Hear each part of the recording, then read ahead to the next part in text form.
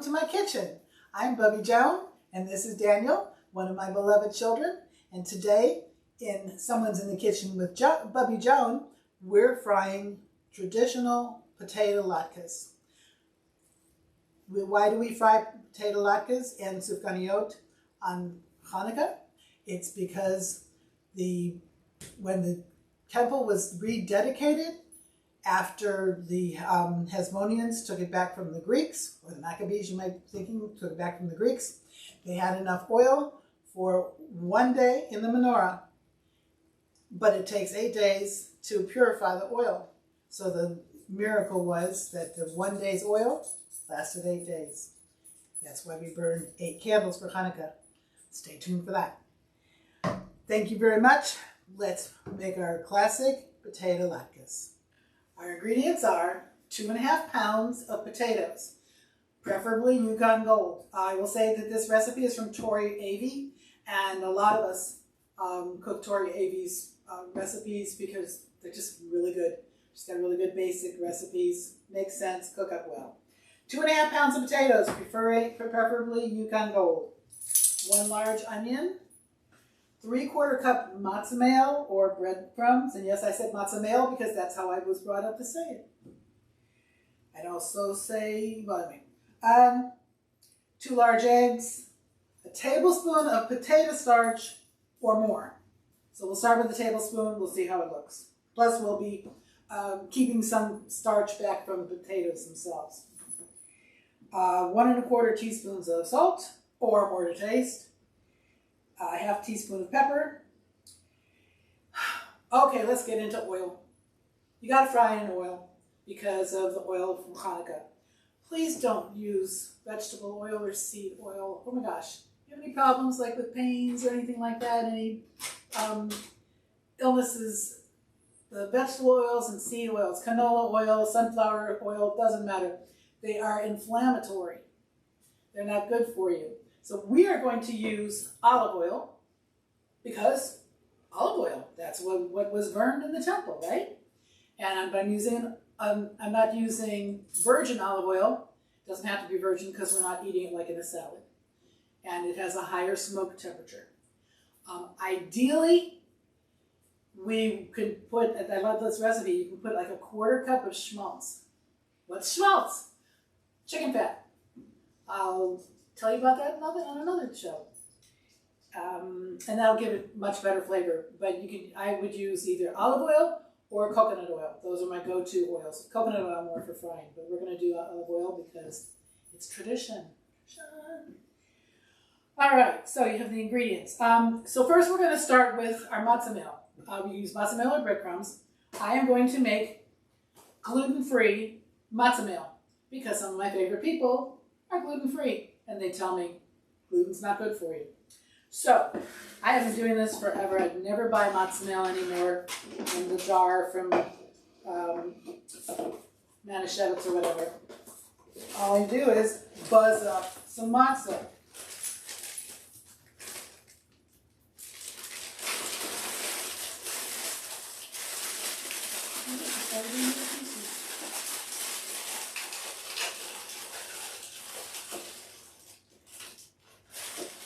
We need 3/4 cup, and of course it's going to compress as it buzzes. We'll start with that.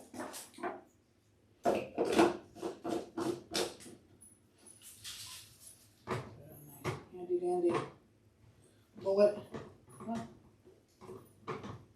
can never get just right to screw it down. Come on. Of course, especially because I'm trying to do this for you. Here we go. Hold your ears.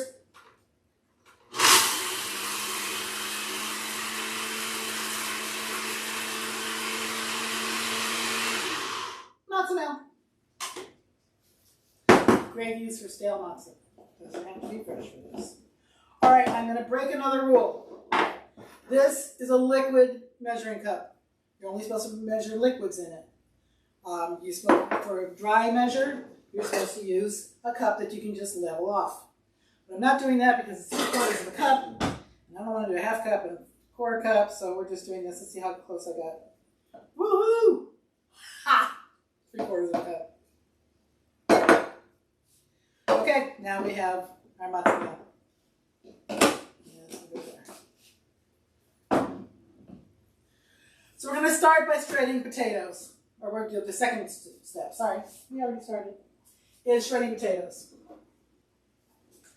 I like this kind of shredder because you can shred as much as you want. Just keep changing your bowls out. The other thing is, Dan. Yes. Could you please put water in this? Now, of course, if you don't have a food processor, you can always shred these by hand. Might even be better.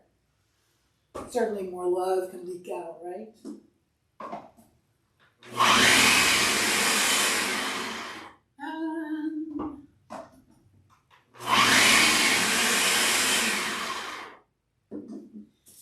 And the onion.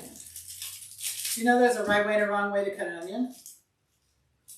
Some people say, Joan, too much detail. But see, here's the root, and here's the stem end of the onion. And if you cut the root first, there's more of the, not the sulfur, but whatever it is that comes out and makes you cry. So always start with the stem onion.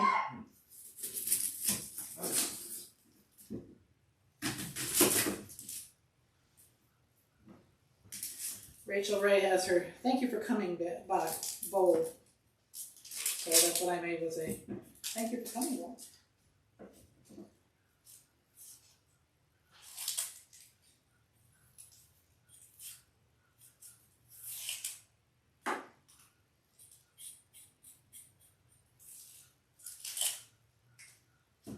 Then you cut it off. Last minute.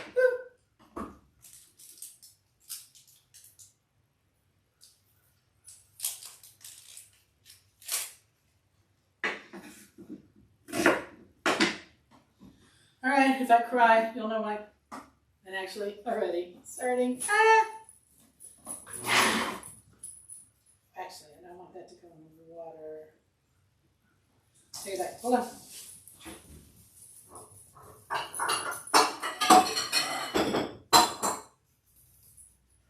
Change. Okay.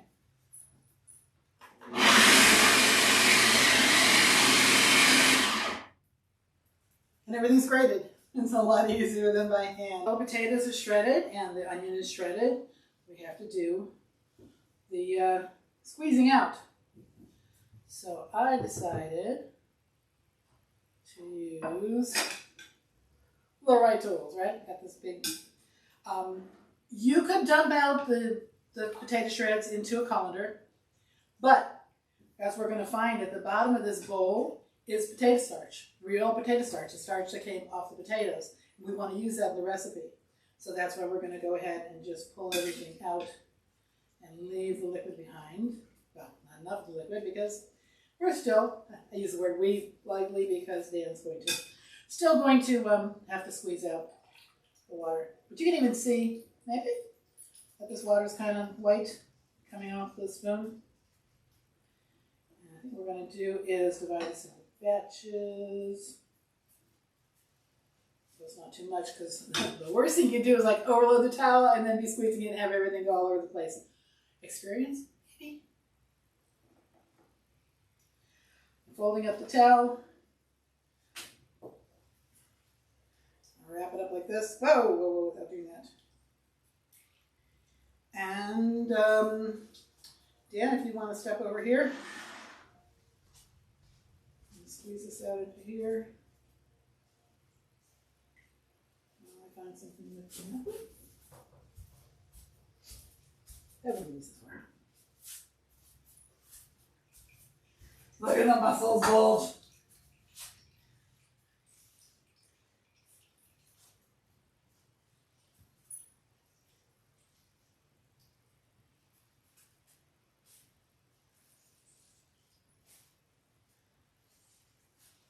The less water, the crisper the pancake's going to be. So it's worth it to hire somebody. It's worth it to really work on it and really get the water out.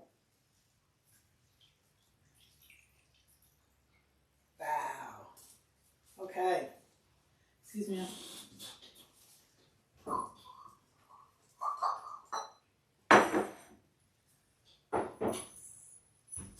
So I feel like I have to say, this is my grandmother's mixing bowls. It means a lot to me. I'm sure you have things like that too. Okay. Yes. Just a little more. Okay.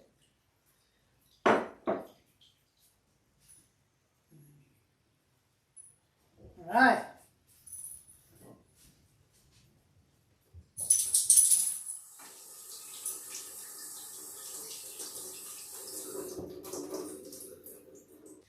Okay, so I have 2 eggs and, all right, I'll use my little whisk. I have toys. Anybody ever tell you? Ask anybody. I have toys. Can you see the toys all over the place? I like to have the right utensil for the right job.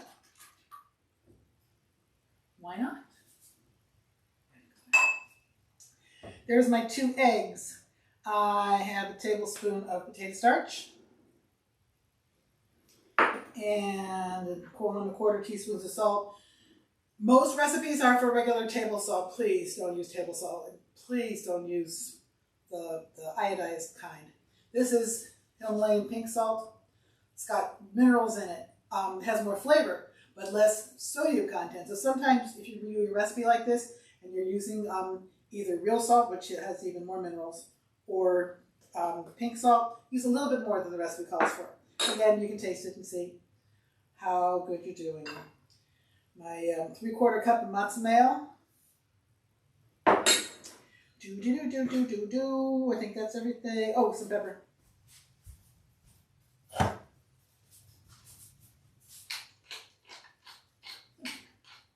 They're not supposed to be they're not supposed to be spicy or anything. Just the onion and potato flavor is really what you're looking for. Swedish whisk.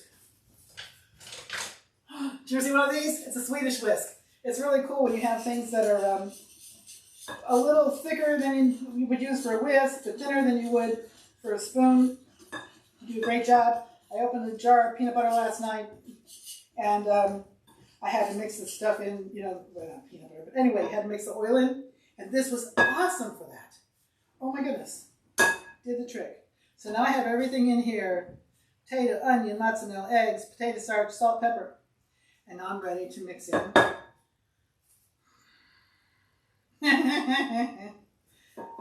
Yeah. Okay.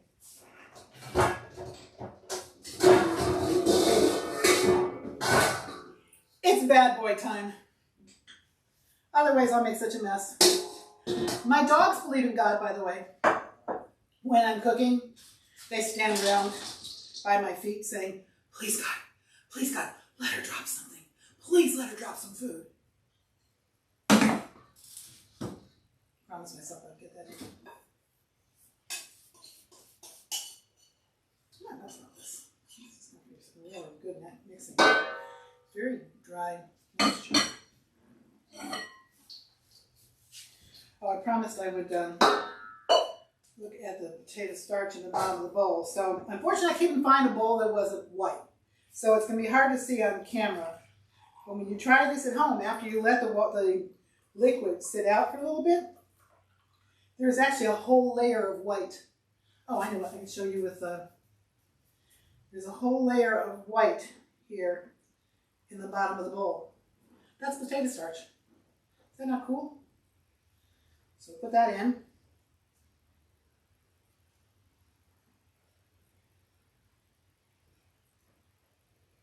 Okay.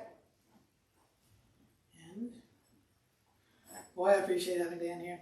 Don't I? I don't want him to get a big head. So I'm gonna mix this all up.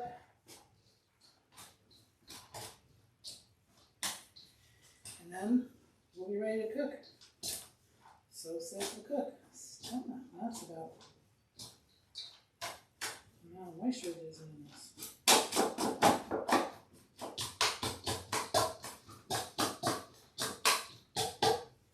As you can tell, the whisk kind of, cuts through stuff better than the spoon would, but still lets the potatoes go through the middle. Science of it.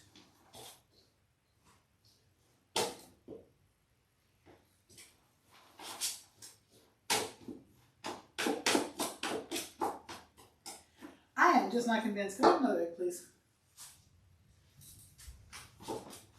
why this is, I guess because I had an expert ringer. There's just no liquid here holding things together. As it is, I'm going to end up mixing with my hand. Thank you very much for the green egg. That's a sharper edge. A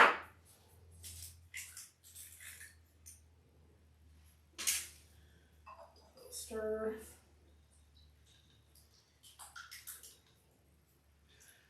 So I'm well known for not following recipes. Give me a recipe, it's a good inspiration. But there's so much room for, and people say baking cakes and stuff, you can't change the recipe. It's easier with bread to be more fluid, but even with, with any kind of baking, sometimes it's just not working right. And you have to add a little more liquid or a little more baking powder or, another egg. It'll be okay. Yes, I could put some more water in too. But eggs. I love eggs. All right, that's it. I promise my hands are really clean.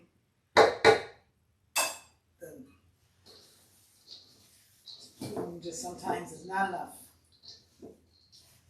God gave us hands to use, right? Where's, pushing my glass would have been a little better. Yeah, good pancakes out of this. So I'll finish mixing, and then the next step is cooking. Alrighty, now it's time to cook. I've got classic olive oil, not virgin olive oil, because the virgin oil has a lower smoke point. We don't want smoke. So I've got a depth of 1/8 of an inch in my electric fryer. It's set, well, a little high because it's a little old, but I've got a temperature, my handy dandy thermometer. I have a temperature of 365. I found out I have an alarm on my thermometer. That's so cool. Nice to have kids who are smart. So we're ready to fry. And now we're going to take, I've got a 1/4 cup measure because it's supposed to be 3 tablespoons. A 1/4 cup is 4 tablespoons. So I'm going to use 3/4 of a 1/4 cup. And, this is not rocket science. We just want a good size. It's a good serving size. So I'm going to be extra careful. I formed the patty in my hand. I'm going to put it on my, oh, that's the other thing. Look, a couple shreds fell in. That's a really good way to make sure that you're at temperature. They're sizzling beautifully. So I'm going to start adding my latkes. Do not crowd the pan. And maybe push it together a little more than I did. So that's not holding really well. So I'll have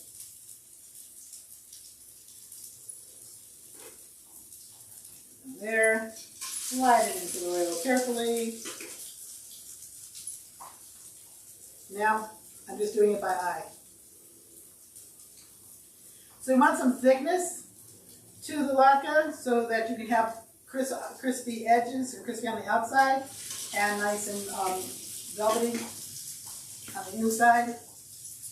So if you want them larger or smaller, you're making, say, appetizer size, you make them a little smaller. And I would say if you're making appetizer size, I would go ahead and hand grate them because these shreds are pretty big. So I'm going to keep making latkes. And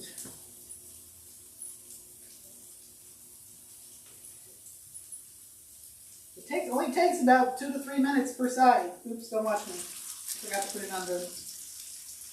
So once you've got 4 or 5 latkes made, you're ready to start taking them out.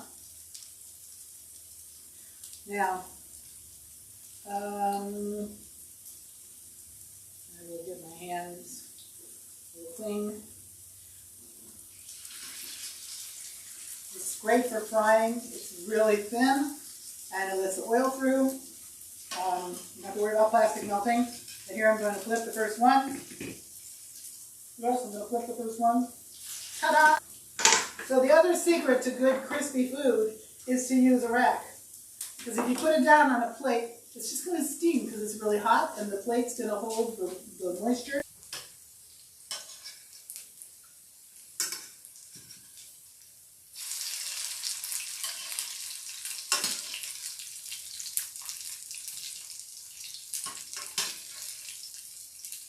Moment in truth. This is how Dan gets paid, by eating latkes. I like sour cream and applesauce with my latkes. And maybe I'll have the first bite without anything at all. And the dogs are going to be quiet too.